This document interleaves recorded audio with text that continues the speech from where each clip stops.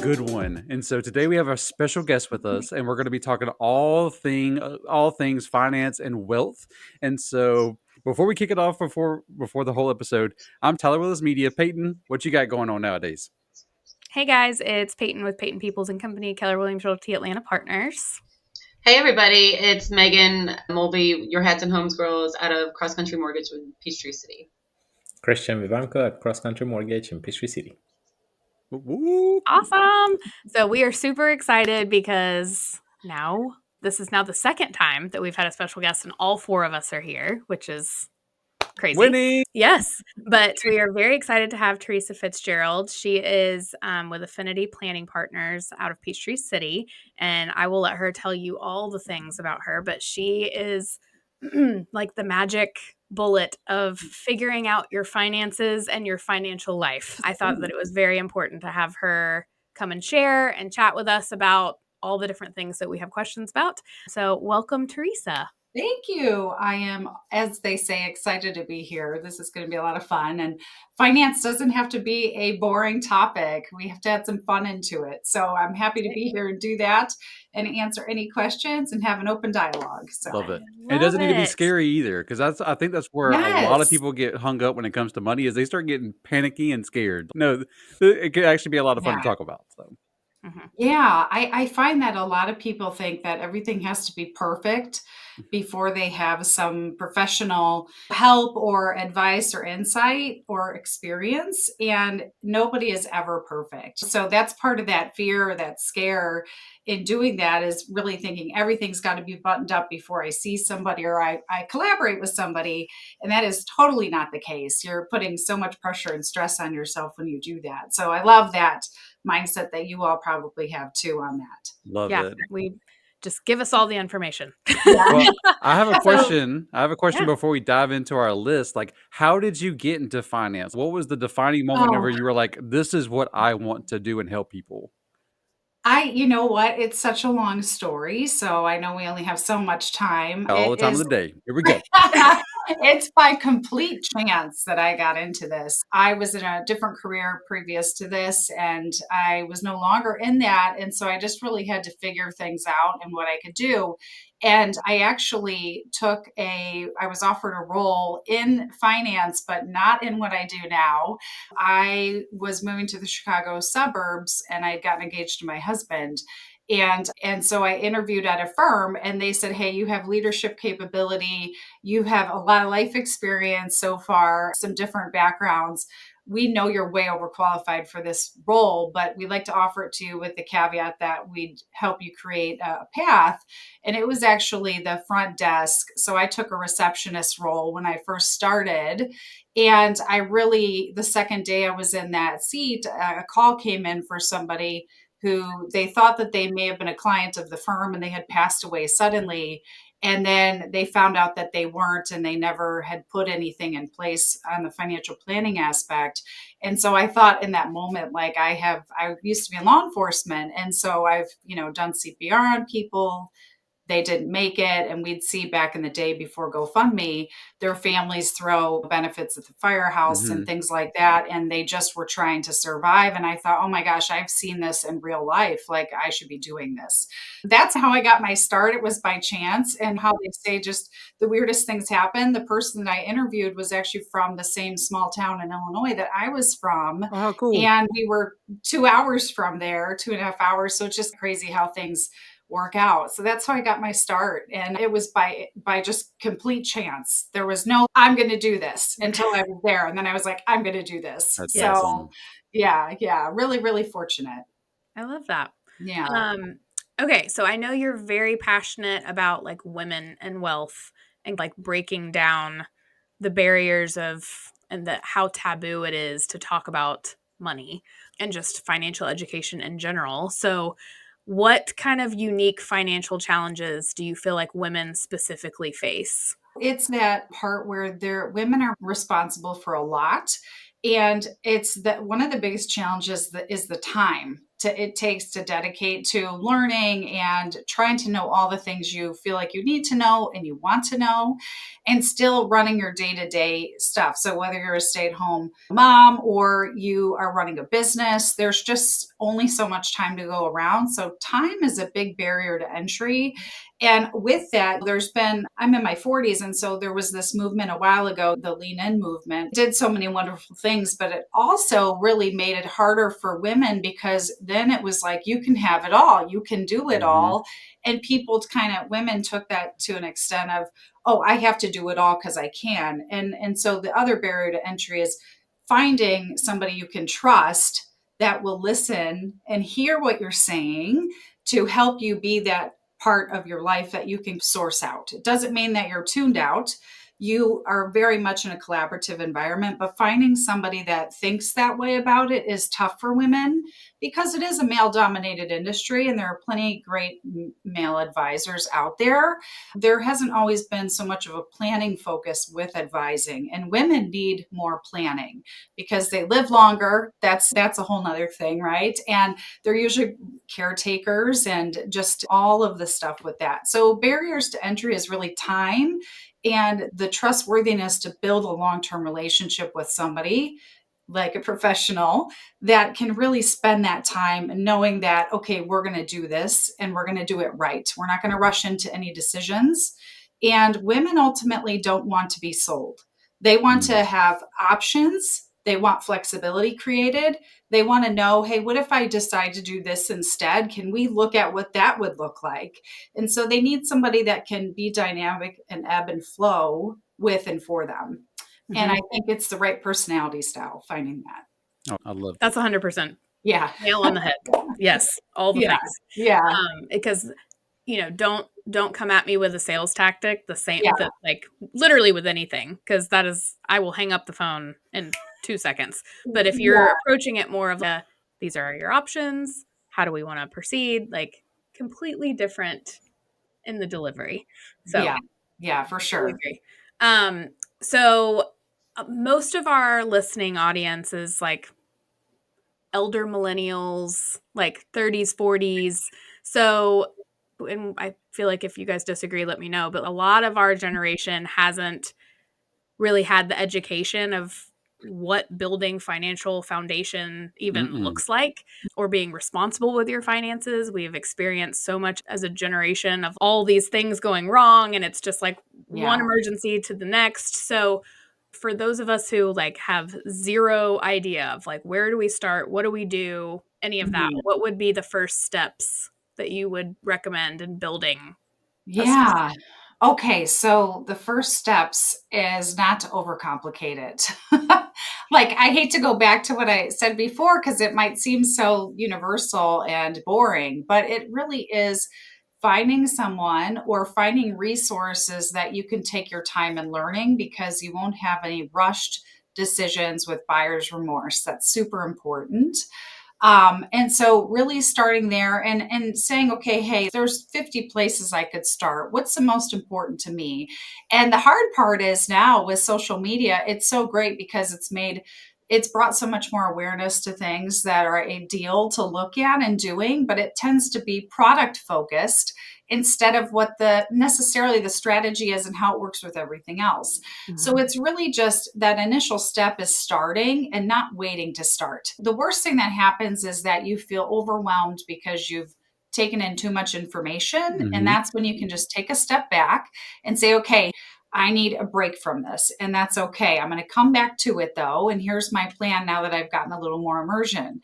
So it really is just creating a plan with a timeline of what's a goal for it, but what's really feasible with your time Mhm. and the stress level it brings. Because no matter what in finance, I've never met a person in financial planning and advising that has ever had it all together. Mm-mm. Even the people that you look from the outside and you think, oh, yeah, they're all set. They've got it good. They figured it out.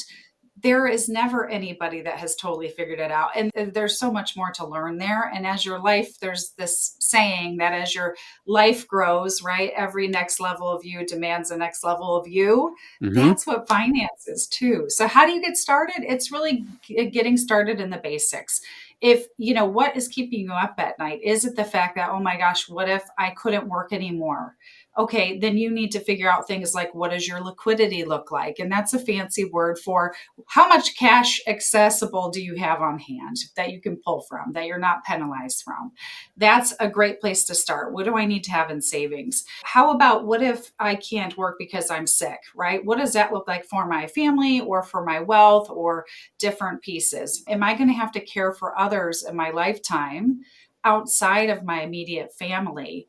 Even though that could be 25 years down the road, it's affecting women. They're seeing their mothers take care of their grandparents. Mm-hmm.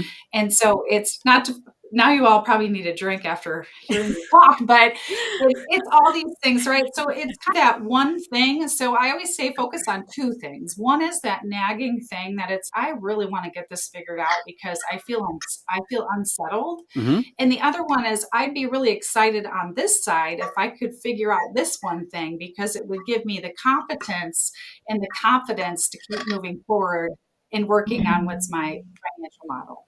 So it like segue like short term versus long term goals. Is that kind of what does that look like once they've come in or talked to you and you're like, okay, let's build some short term goals and some long term goals. What does that part then look like?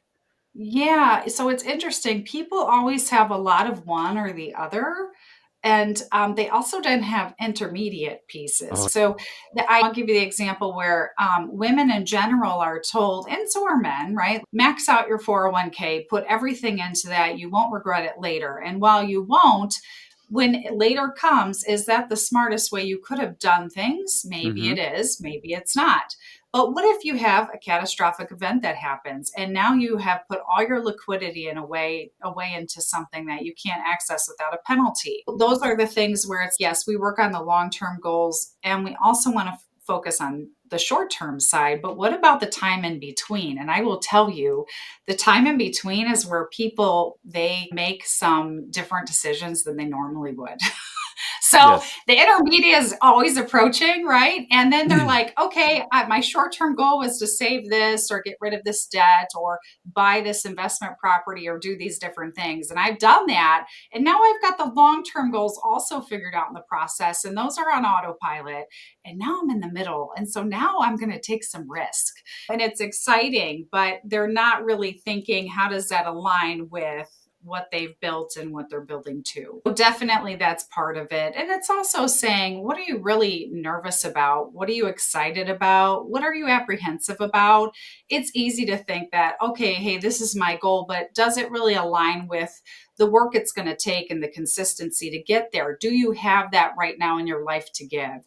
That is super important to think about and really build a plan around what you're capable of doing. You can always increase it, right? You can always increase your savings or your time spent towards certain measures. But if you start out overzealous, and if your advisor starts out overzealous, that's when you also start to you relapse into your old habits. At the end of the day, financial behaviors are emotional. People can tell you, hey, stop going to Starbucks, but you're not going to stop going there. In fact, you're probably going to go a little bit more in spite of that advice. So, one of the things that I really try to help people work through emotionally is you should be able to spend some money. Because you know what? If you save it all for later, when later comes, you're going to have a really hard time spending it. Mm-hmm. And you're going to have to spend some of it because there are things like required minimum distributions. So it's really helping people get used to a different way of thinking that enables them to do things financially with what they want to get to. I love That that. was a really long answer. No, No, that's that was perfect. I've you're got a nailing I've got an it. extra little caveat there. So if like they sit down with you and they have a plan, they meet all their short term goals, then they start looking at those long terms, but then they instantly get back into debt. Do you ever have to then have like Mm. conversation, like a come to Jesus with them? So yes, but in a way that's tactful. And again, I view my role as I'm going to give you the all the options and create flexibility. We're Mm-hmm. going to create some discipline if you need it or want it. But really, we don't use the word discipline, it's ideas, right? Yeah. And no matter what, just if anybody out there, whether they're a parent or they have nephews or nieces or whatever, it's like with any child, if you want your children to do something that's beneficial to them and they're going to be so much better off, is it better perceived giving them two options or three that are still moving the needle in the right direction, or just the one that they have to do? And if they don't, you're going to resent them. Or if they don't do it the way you want, you're going to, there's just Hmm. too much of that. So, with kind of some of the behaviors of going back to spending, there are things that we work on in time. And from the initial conversation, I asked certain questions that help me know that too, because that is a very common thing where people like to get the points or the miles on the credit card. Hmm. And then before they know it, they're like, uh-oh. So there's two different suggestions usually I give then is to say, okay, hey, you go in and you pay that card off weekly, Hmm. because then you're cognizant of what you're spending in your budget. And two, is your budget reasonable, or is this just how you are and that's okay, but you're going to keep disappointing yourself, which is why you'll have a really hard time emotionally moving forward. You won't think you're capable of saving more or doing things differently. Or you have a separate account that you do only from that account for spending. Hmm. So I have some clients that they have, it sounds crazy, but they have 10 different accounts for 10 different things. There's a Smart. travel budget and we have it on auto. So all the things are going to all the things every Hmm. month or week or whatever. But that's something to try to help with those habits of bringing in some new stability. And people like it. They're like, oh my gosh, I didn't think of that idea. And Hmm. now it's their idea. And so Yeah. they're like, I'm going to do it. And two, clients that choose to, I don't require it, but they can link every single account they have.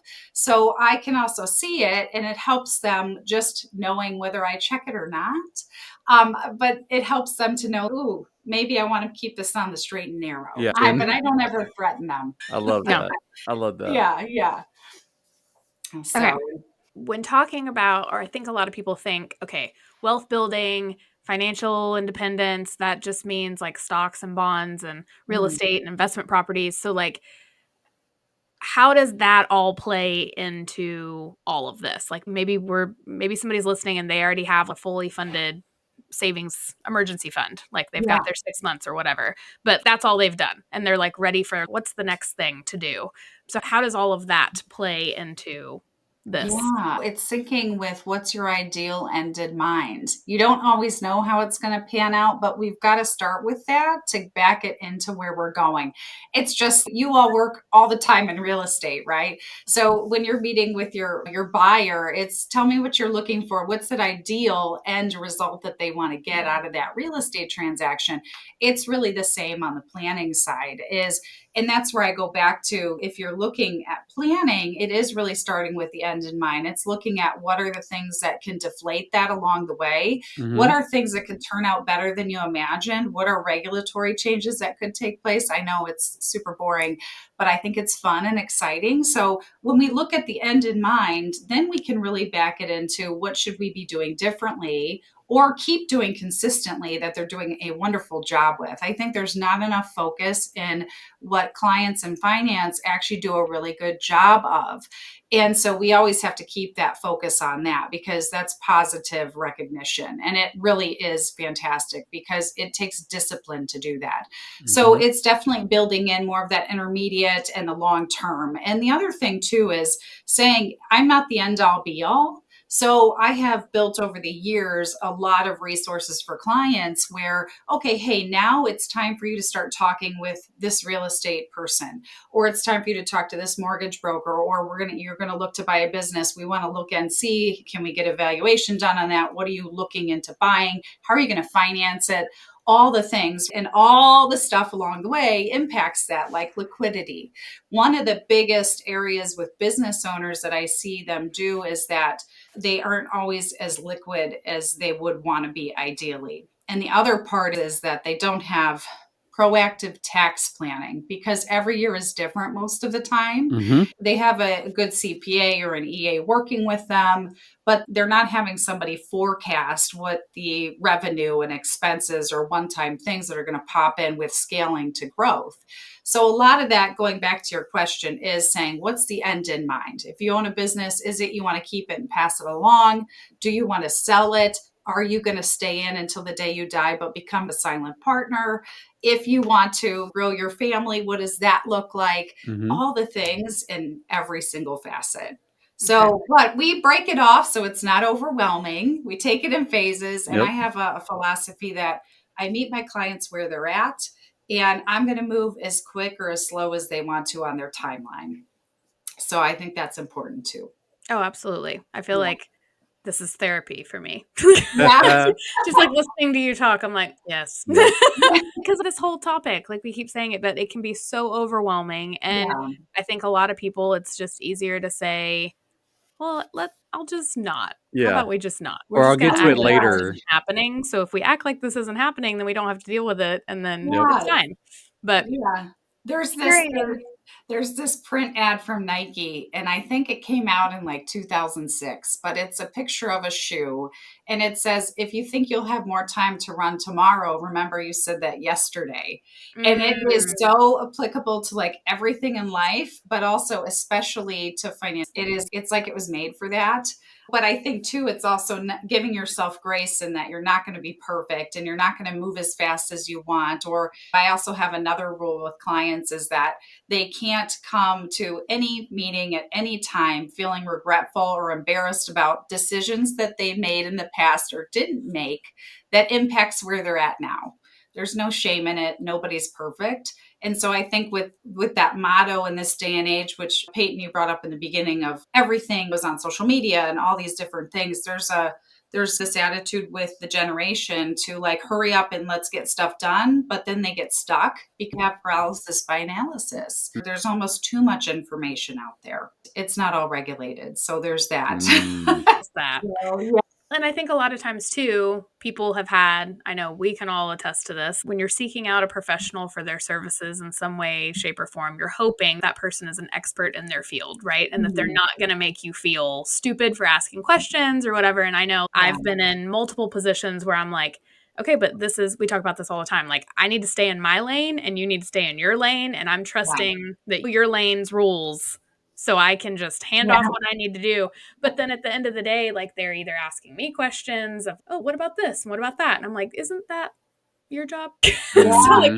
just listening to Well, like how competent you are and thank you're you. just like, there's no shame. I'm like, you're right. There's no shame. There's no shame. I think, and that goes back to the original question of all the things of why are people, and it's because there's a lot of shame around, don't you know this already? Or we've talked about this before. You know what? If a client isn't understanding it, then there's maybe a learning curve there that you're not being Mm-hmm. aware of. Mhm. And that's also important too, is to recognize that people learn differently. And to be a great advisor and financial planner, you have to be able to flex to that. Some people, they want to run the show when they're telling you stuff, and that's cool. It's their show. You're Mm-hmm. in the audience, you're listening, and then you're going to ask great questions about different thoughts that they might have. But I think the other thing is knowing, and you all know this probably too, is that everybody is not for everybody. So my personality style might not be right for person A, B, or C, but it might be right for D through M. It's just finding that personality that is going to give you the grace to know that you've been living life and you've been getting to where you're going Mhm. and that you shouldn't know everything. If you did, you wouldn't need me. So there's Like that. I'm at church. Yeah. Preach. I love it. I could start singing. Yeah, go ahead. I got one for you. So, since we were talking a little bit earlier about how the media and especially social media has influenced and changed everything, like Oh, yeah. especially if you start seeing like people come to you and they're like, "Hey, I heard this from certain Oh, XYZ." So like how can then you educate them to break them out of that little mold to be like that's not financially regulated. So like yeah. how can then you retrain and then be like we could do these tools and products to help you? Like how does that look for you? Yeah, so it's interesting with each client, I do something a little different. When I first get to work with them and we're meeting and we're talking about all the things, it's really saying, "Hey, do you have dollars on a monthly basis or yearly that we should carve out that are not for consulting on?" For example, if you are like, "Okay, hey, I want to save 70,000 and buy a Bitcoin in the next month," right? I still can give advice on that and things, but maybe you just want to do that yourself. And that's fine as long as it fits with the risk basis of everything else and you're not putting all your eggs in that basket.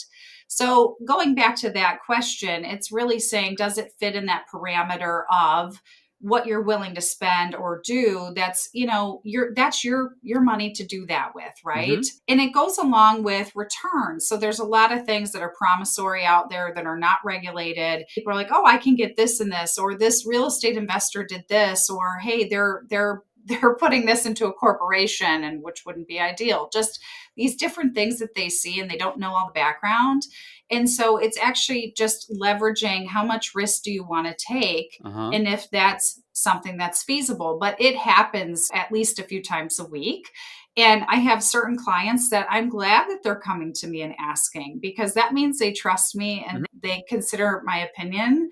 And that's important. They trust me. And so if we always have that kind of relationship, now I always tell them, you may love what I have to say, or you're not going to love my opinion on it, but here it is. But they know that I'm looking out for them. So we just go back to specific measures that we talked about and saying, does this fit within the 5% loss you're willing to take or the 10 to achieve this? Mm-hmm. And is it suitable for you? But you see it on everything. There's a lot there. Yeah. So I can't be on TikTok and I'm a fiduciary. Yep. So it's amusing, but I'm glad that they're looking. And actually what I do too is I look at what they're looking at, because I want to know before I shut it down or say, Mm-hmm. no, that's not right. I want to make sure that I've looked at it to make sure that I'm correct. Which makes So sense. again, it just knowing that is helpful too. I love it. Yeah. Okay, so since you mentioned TikTok, I personally am experiencing a lot of polarizing financial stuff that comes up on my For You page. So it's either that I'm seeing a lot of like early 20s influencers who are making crazy money and they're like, Wow. "Oh, like this is what I'm doing with this money and I'm going to put it here and I'm going to do that." But then on the other side, you have some financial planners who are, "Oh, if you're past 40, you already missed the boat. You're so far behind. Good luck catching up." It's this very, oh gosh, okay, I'm around 40 and these 20-year-olds are way ahead of me, but this guy over here said if you're in your 40s, then you don't know what you're doing if you haven't started saving yet. So the confidence gap, what are we doing and when are we doing it? And the fact that I feel like a lot of people in our generation specifically haven't really taken that leap to be super financially literate and responsible. Like we might own homes, but that might be like the end of it. So what does that look like when we're talking about like saving for later in life, for like retirement planning and all of that? There are a number of areas that come in and evaluating that. It's saying, what's your household income? What's it projected to go to? What can you do that would create tax free growth? If you could have tax free income in retirement, or now you'd probably do that all day long, let's be Mhm. honest. But Mhm. there are caps that the IRS has in place. There's a maximum earnings, or you can't do a Roth, right? And there's only so much you can put into that. Because the reason is no matter who's in office, not a political statement, the federal government needs tax dollars. So they're not going to allow you to put everything away that's tax free. That's why Bitcoin was eventually taxed. There's just things that they had to put in place. So there's so much polarization and there's so much for certain financial personalities, even on TV. So the Generation X and above got their financial advice typically from articles in the newspaper or on TV, which is similar to TikTok, right? It's all, Mm-hmm. but what they don't realize is that there are endorsement deals from certain products that those people are getting, and that's not an approach of an unbiased opinion. So it is very much what I would suggest is take that stuff with a grain of salt, a little bit more. Don't let it impact you. It is literally never too late. I just met with clients yesterday. It was our second meeting. They're retiring in June and they've never hired a financial planner or advisor before. And they're retiring literally in less than 7 months. It's never too late. I've had people come to me that they're retiring next week. And I've had people too that are much younger. So I would say if you can find somebody that has the unbiased stake in things that says, what do you want to do? What are you nervous about? What do you feel like you need to know to make better or different decisions? you will flourish in that, because a lot of times you're going to have that collaborative partner that's with you and not looking down on you or trying to put you in something that's not right. Mm-hmm. And unfortunately, a lot of those types of things are warranted to try to get people to buy them so they get a kickback. Mm-hmm. So that's my opinion on that. Never too late. Okay. Never too Thank late. you. Never too Again, late. Never bringing us too to late. church. I Yeah. appreciate you. Yeah. That's great. Okay. So, what, in the spirit of the fact that this is the Home Tour podcast, we talk about Hmm. home stuff. We're all in real estate somehow. The entrepreneurial side of things is run strong here. But specifically for women entrepreneurs, like what financial strategies are crucial for us to know while we're like growing our businesses? You have liquidity and you're not trying to balance the social pressure of putting away every dime into retirement. If you want to take advantage of opportunities in real estate, you're going to need cash. That's how it is, right? So it's how can you take that cash and make the most of it without losing it versus locking it away and now it's not accessible. Mm-hmm. So something as big but as small as that. It's also understanding taxes. You don't have to know the ins and outs. You can work with someone else that works in it all day long, but tax planning and how that impacts things. What's your business structure like tax wise? Is that the best thing for where you're going? CPAs, I have great friends that are CPAs. They're a wonderful asset to my business and clients. Mm-hmm. A CPA's job, for the most part, is to save you money in this tax year. They're not looking at things over the long The haul forecast. for newer entrepreneurs. They're not looking at some of them will, if you have an S Corp, they'll just keep retaining earnings and not paying any distributions.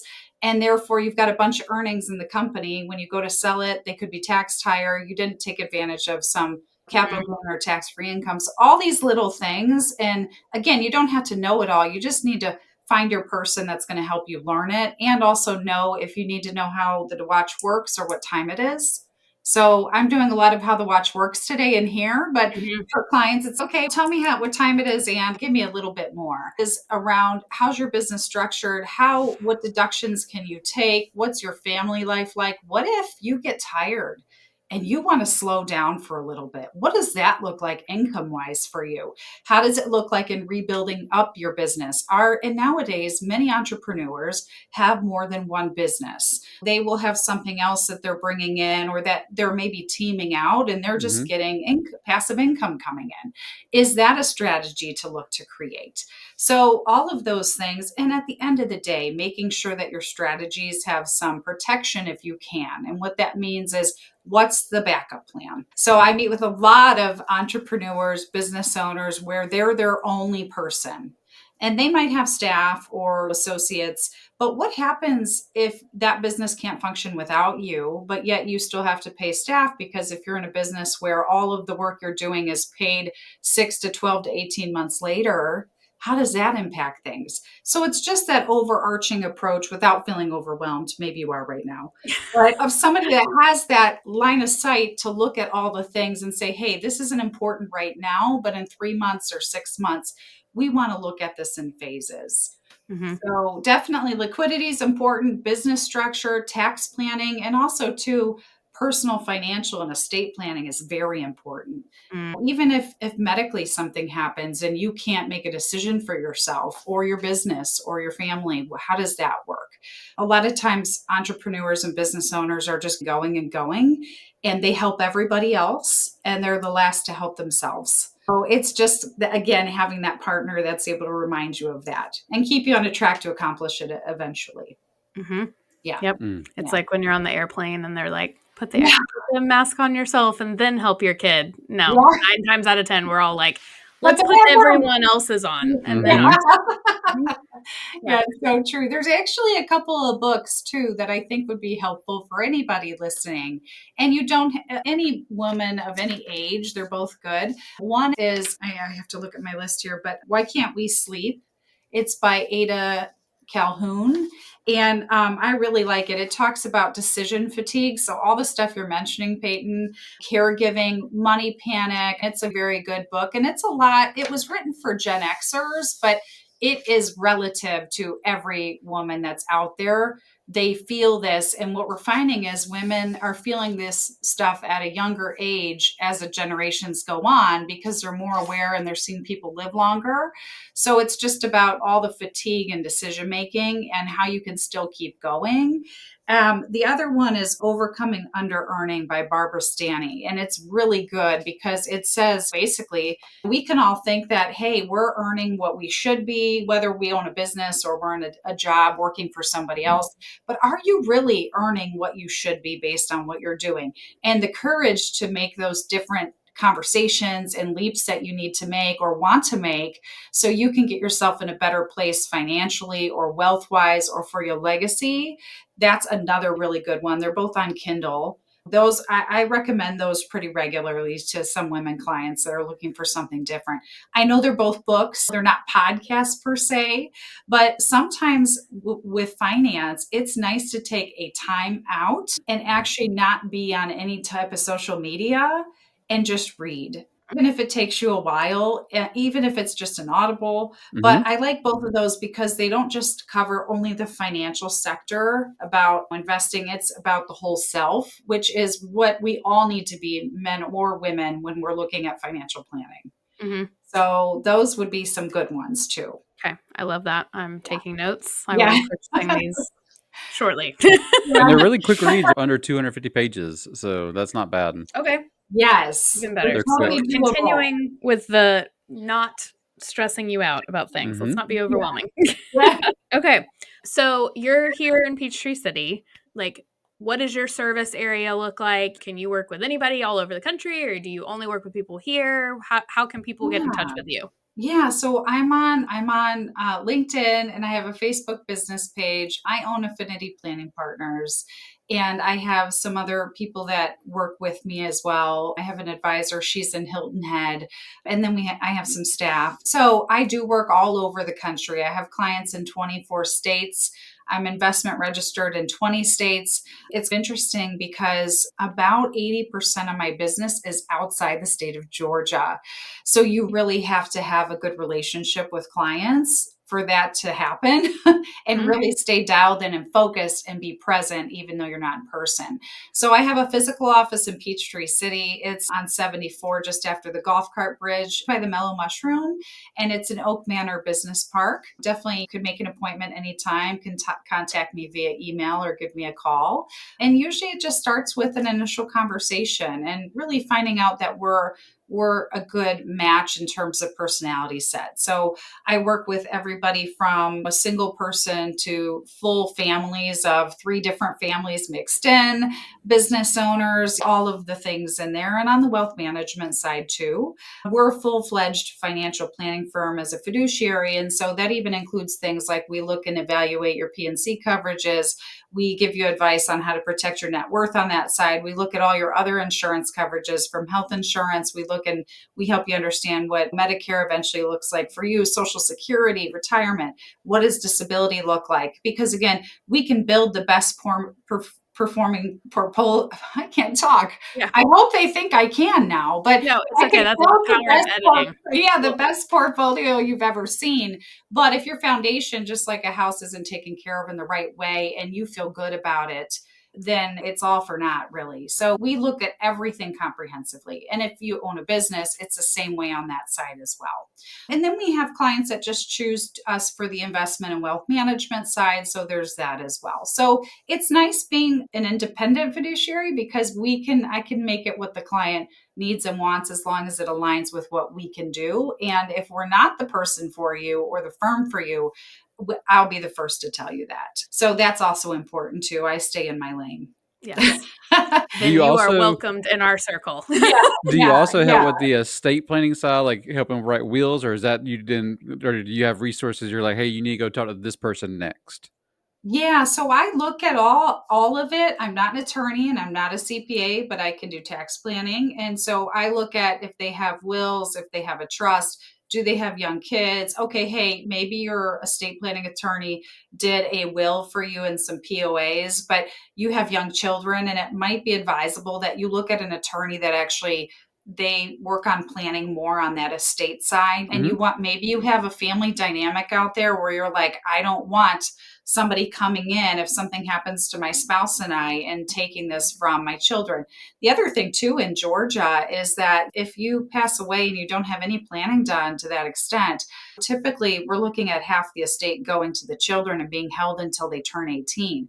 So if you have a stay-at-home person, or even if they're working, now they have less, even less, that they can help meet the needs of the family with. So again, a lot of times it is sending them, and I've built a great network for that. Everything you could possibly imagine, even dietitians, even people that own mental health therapy practices, everything and anything. And that's one of the nice parts that we really enjoy, is being able to help people find their people for what it is that they need. And I tell clients, if you don't feel like they're a good fit personality wise, you just let me know and I will make an introduction to somebody else. And we don't take any referral fees either, because it's just too much of a conflict of interest. So if Mm-hmm. I send somebody to a mortgage broker or a business acquisition specialist, I'm not taking any kickbacks. I just know you're well taken care of by somebody that cares as much as I do. And that's what I want for my clients. Oh, I love that.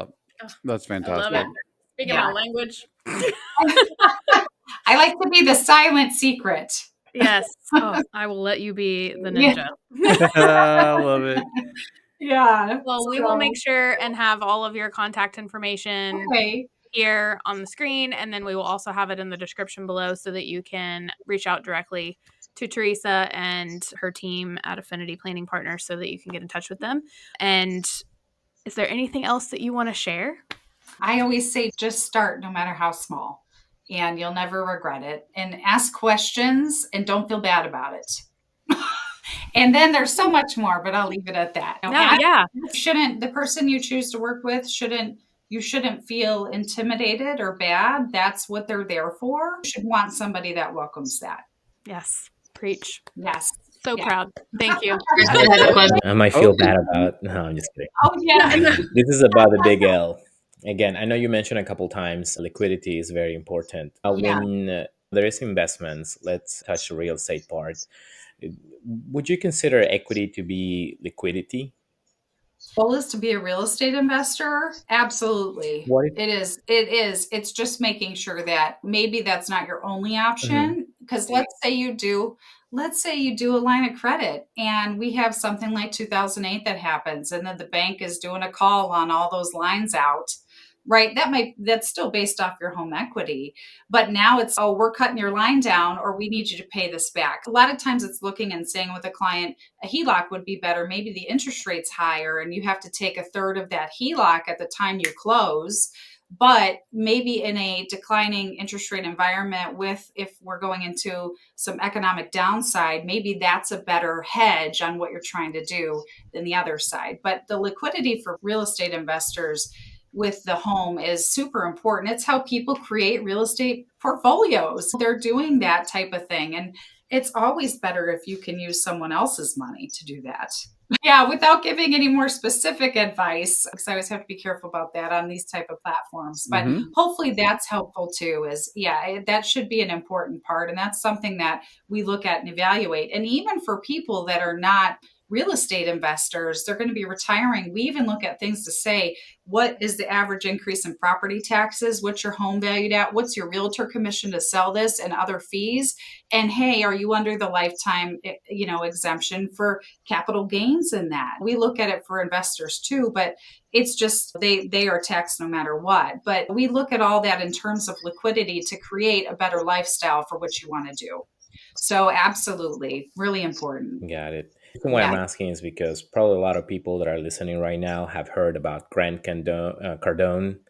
Oh yeah. He's always saying, if you have money sitting in your house, you're losing money. You're wasting money. You're just not, like you're saying, you're not expanding. You're just like focusing just one thing. If you're a homeowner, you probably have money sitting there that is not producing money, and that dollar is worth less the next day or even later. That's what I was wondering. It's like, how else is that we can expand wealth, especially most of the people that listen to us are into real estate.